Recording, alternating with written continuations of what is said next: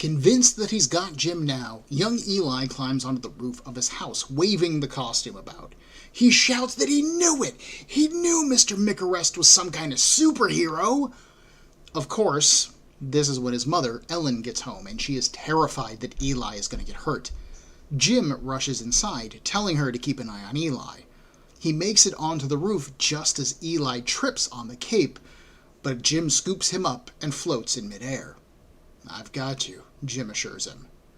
My name is Ben, and this is episode 33.6 of Comic Book Breakdown's coverage of Mr. Majestic, the Warrior's Choice.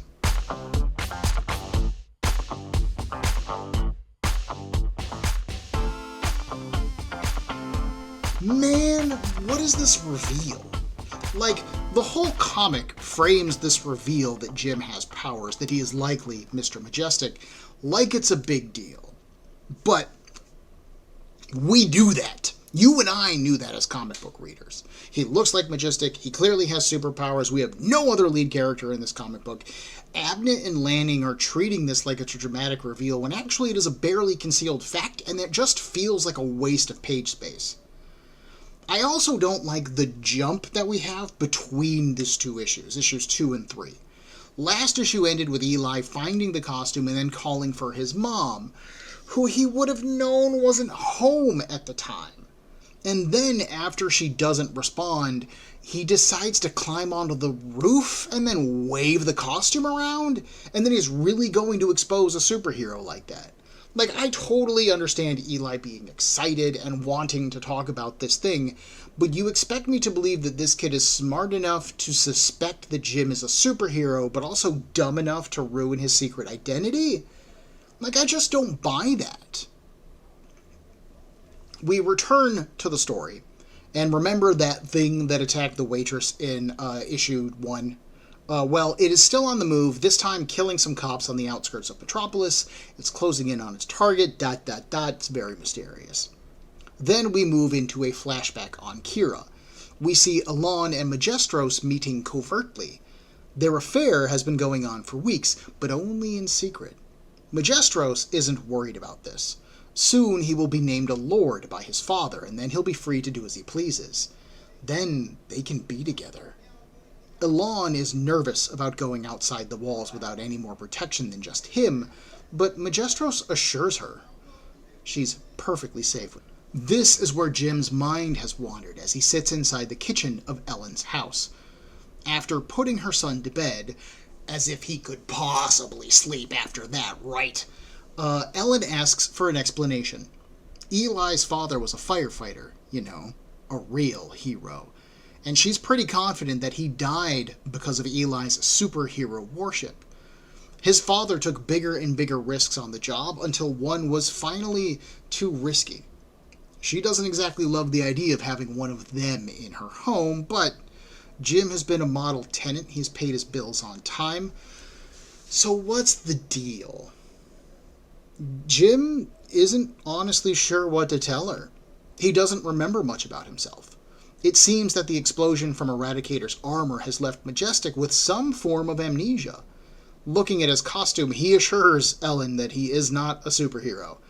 When he looks at that supersuit, he gets the vibe that it's more like a suit of armor. Like a warrior's suit of armor. Ellen stares at him for a second. "You really don't know who you are." Well, she does. We get a quick check-in with the Eradicator, who is also closing in on his target at this point. The mystery continues. Ellen then takes Jim out to her garage, and she finds a pile of old newspapers. The front page story is Mr. Majestic's role in saving Metropolis.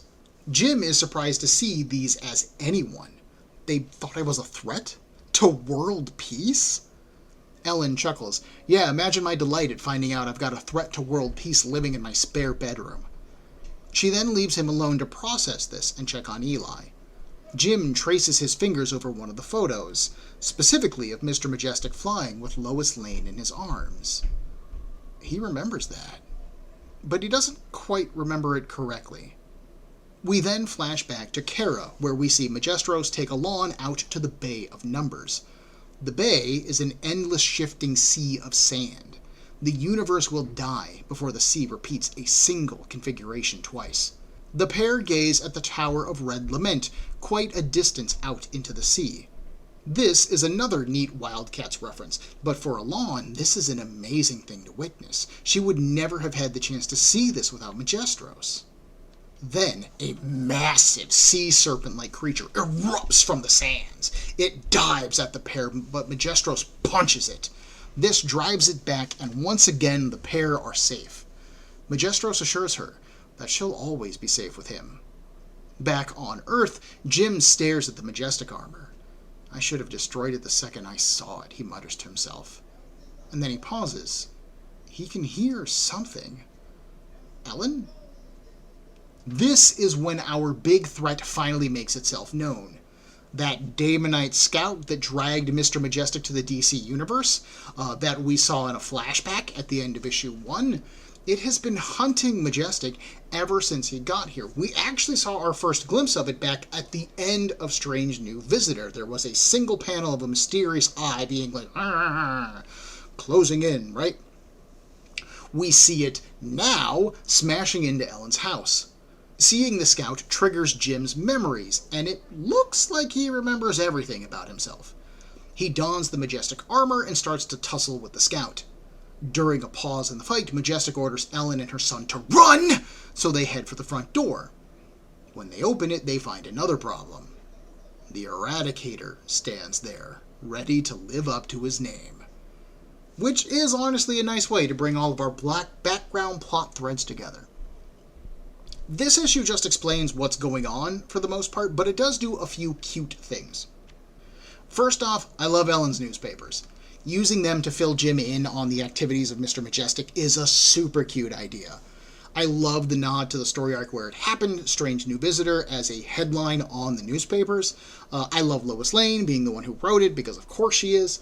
And the most interesting thing for me is that she named him as Majestic, only casually bringing up the Mr. Majestic name that he introduces himself to begin with inside the article.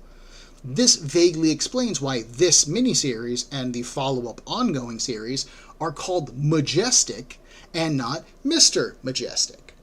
When the stories are published in the Wildstorm universe, he is a Mr. When published in the DC universe, he's just Majestic.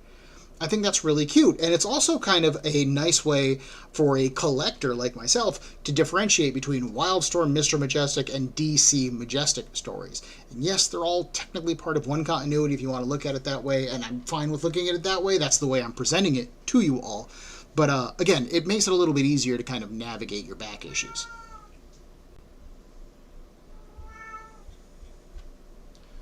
Hello? Hello, my dear. Okay. Yeah, I know. Alright, there's going to be a guest, it would seem, for at least the rest of this recording, so hopefully she's not going to make too much noise, but yeah. Alright, where was I? Here we go. I'm going to talk a little bit louder because I'm a bit further away from the microphone holding her. Of course, where was I at? I like the papers calling Majestic a threat to world security and it actually bothering him that they do so. We saw in issue 1 of Mr. Majestic that he was not concerned about how the world viewed him, but Jim Micarest is concerned. His new human experiences having grounded him a little bit. He doesn't want to scare people, and in fact, judging by his memories and his comments about his supersuit, he kind of scares himself, and he doesn't like that. Even Jim realizes that Majestic is a warrior, not a hero, and like any other human being, that scares him. The visit to the Bay and the Tower of Red Lament is another nice Wildcats Easter egg / callback. Both locations originally appeared in that ongoing series, so Abnett and Lanning know their Wildstorm history pretty well. Yes, they are adding to Majestros' history with characters like Elan and Joven, but they aren't replacing or erasing established ideas, which is great. It's a good way to build on the character's history as opposed to just... I appreciate you trying to put that back, but you really did not. You cannot have Megatron. You can have my cell. I'll give you the cell phone before I give you Megatron. If you couldn't guess, I have a Megatron on my desk. You want the cell phone? I can't put you down because I know you're going to get in the rest of my stuff. Okay. No, you cannot have my mouse because I need that. You can play with the keyboard. Issue 4 of Majestic obviously opens on the fighting. So let's get it on! Mr. Majestic defends Eli and Ellen, quickly realizing that the fight is destroying their house. He takes it outside, where another problem rears its head, the Eradicator. But instead of fighting Majestic, the Big E attacks the daemonite scout. That upgrade that Mr. Majestic started back in issue 1, well, it's done its job. The Eradicator's senses have been expanded, allowing him to sense, well, according to him, everything. He has been tracking the scout over the course of this miniseries.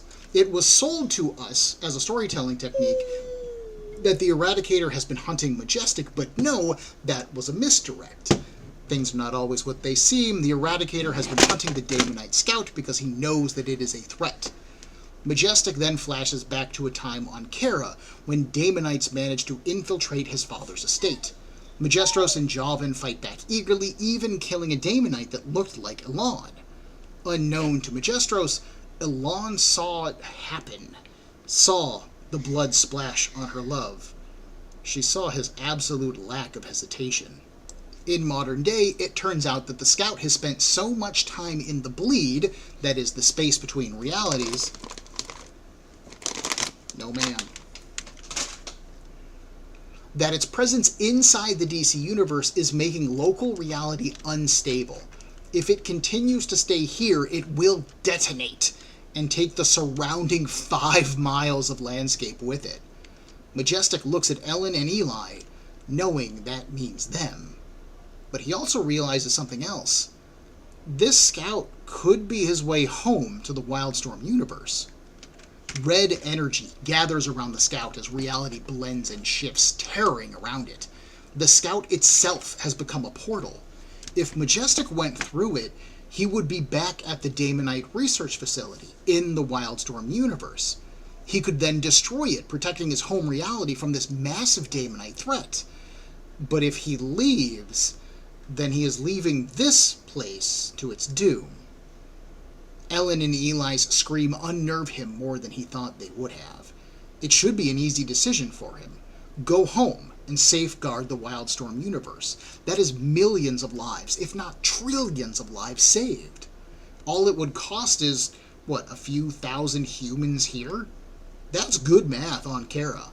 His father taught him well. He knows this. A life here or there must be sacrificed in the name of the greater good. The image of daemonite Elan, her hands up, terrified of Majestros, flashes in his mind. And then he remembers the real Elan admonishing him. She can't love a man who was so ready to strike her down. Elan finally realizes that when Majestros says he is a warrior, this is what he means. She will always be second to the war. What was it Superman said to Mr. Majestic? You look like a hero, but... Do you remember this? Back in the first issue, Superman said, and I quote, "You look like a hero right down to the cape, but you act like a demigod." His decision made, Mr. Majestic strides forward into the dimensional winds. He hefts up the scout and hurls it into the portal. The resulting implosion threatens to pull the Eradicator in, but Majestic grabs him. He stands strong as the vacuum finishes, and a hush settles over the area. Majestic makes sure that Ellen and Eli are okay first. Eradicator confirms that the danger has passed, and that Majestic may have just sacrificed his way home. Yeah, shocking, huh? Majestic turns away from him. You have no idea what I may have just sacrificed. But what sort of man can't save a life here or there? About a week later, Jim is working on repairing Ellen's house, a friendly calm having settled over everyone. He floats in the air, not bothering to hide that part of himself anymore. Eli and his friends are playing in the yard. Ellen brings out lemonade and they chat, allowing Majestic to finish the story of his past. After Elan spurned him, Majestros signed up for an expeditionary force being led by Lord Emp, which is what brought him to the Wildstorm Earth. As he finishes up his story, who should drop in for a visit but Superman and the Eradicator? Jim turns vaguely to Eli. He's got somebody he really needs to meet. Uh-huh. Which is a pretty sweet end to this chapter of Majestic story. Abnett and Lanning had completed their goal. They got a soft reset of Mr. Majestic, making him more human, a little softer, a little more relatable, and a little bit more of a classic good guy with capital G's on there. And I low-key hate it. The whole point of Mr. Majestic is to counterbalance the status quo protecting Superman, right? Mr. Majestic is all about big change in the name of saving lives. He upsets the apple cart if that's what it takes. Making him more like Superman as a character just gives us an off-brand Superman. And the comic book industry has enough of those. Hell, DC has enough of those. Abnett and Lanning do a good enough job pulling all of their plot threads together. I can't really complain about that. The Daemonite Scout returns, the Eradicator is back and better than ever, and Jim remembers who he is. Using the Daemonite Scout as the big threat is fine.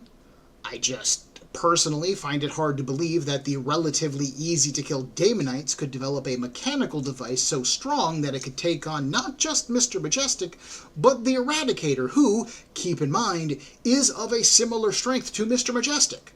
One Daemonite Scout is apparently worth 2 off-brand Supermen? How the floop did the Daemonites lose the goddamn war?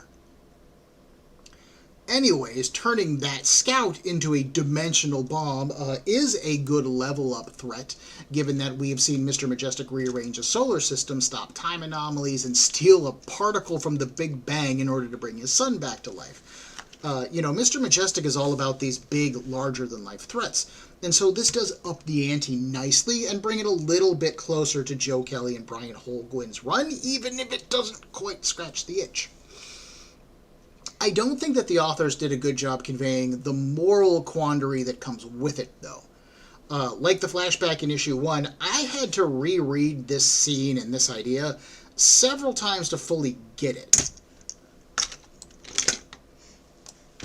No, not Megatron. Not Megatron. Breakdown, I don't mind. Comic book breakdown. But not why'd you make that a hat, you silly girl?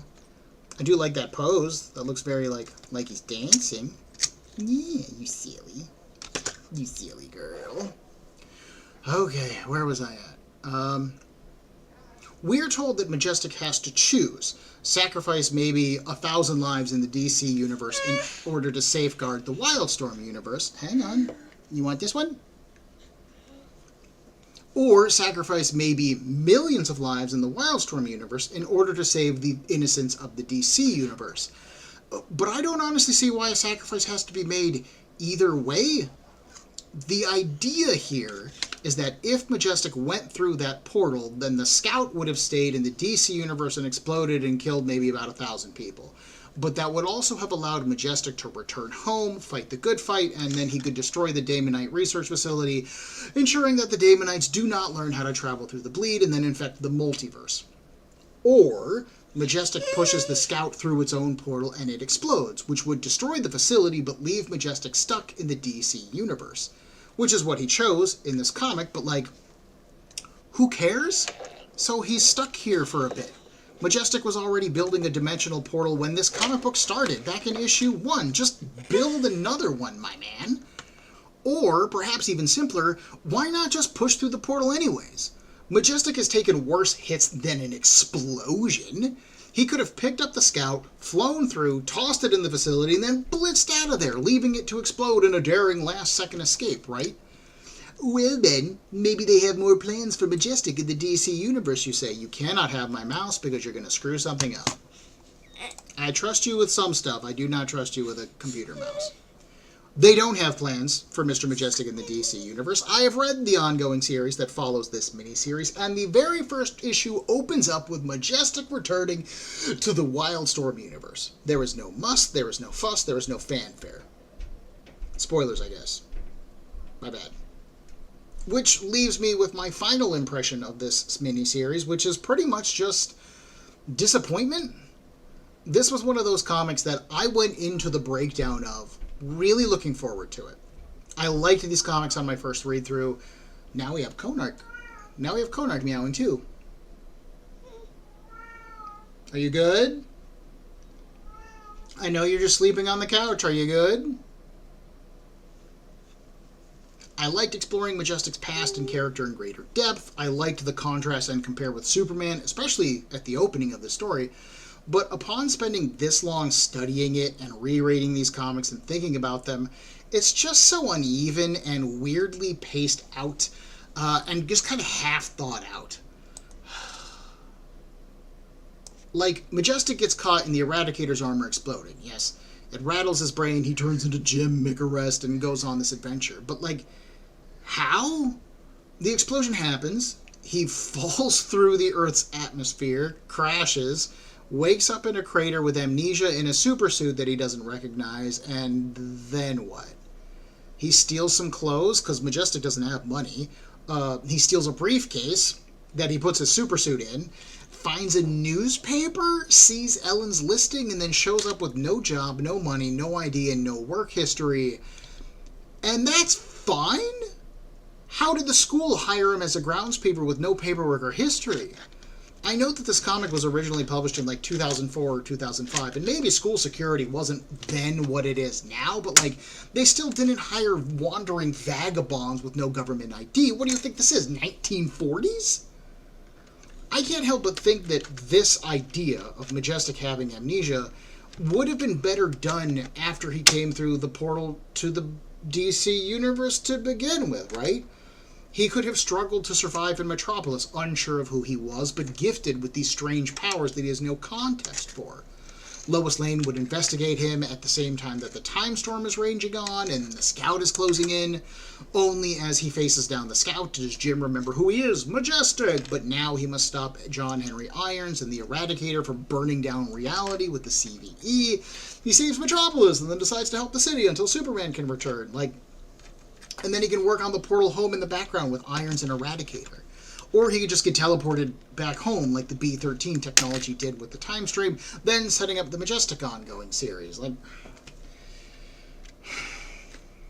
I don't know, y'all. I'm bummed. I really wanted to read this one, and I remembered liking it, and it's just not as good as I wanted it to be and share with y'all. It just makes me miss Joe Casey and Holguin's Mr. Majestic all that much more. And despite all of my complaining and how bummed I am, and I could go on, this still isn't a terrible bad comic book, right? It makes sense, it moves Majestic's story forward, it reveals new, interesting ideas about his history, and it sets up these elements that Abnett and Lanning are going to play with later. The art team does a mostly solid job, and I still love the Eradicator's look.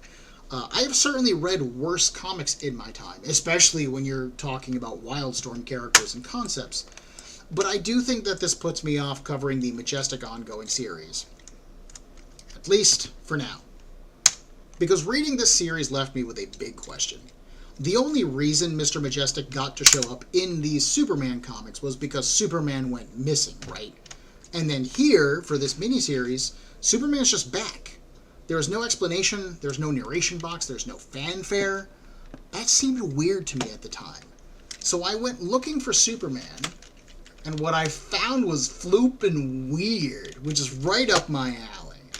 So I had originally planned that episode 34 of Comic Book Breakdown was going to cover Superman Godfall, the story about his return to mainline DC continuity and his reassumption as lead character of the Superman comics.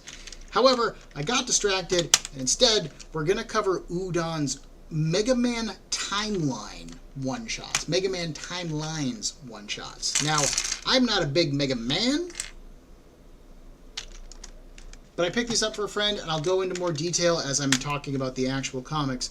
But join me at some point in the near future for episode 34.1 of Mega Man Timelines, Mega Man. If you enjoyed this episode of Breakdown, please make sure to hit that like button, and if you are not subscribed to the show, then click on that as well. I love getting feedback, and I would really appreciate it if you did so. If you have any questions, concerns, or would like to suggest a comic or a series to me, Breakdown can be found on Facebook, Instagram, and on a variety of podcast platforms, with links in the description for this episode below, as well as the email cbbreakdown@gmail.com. Thank you for your time and attention.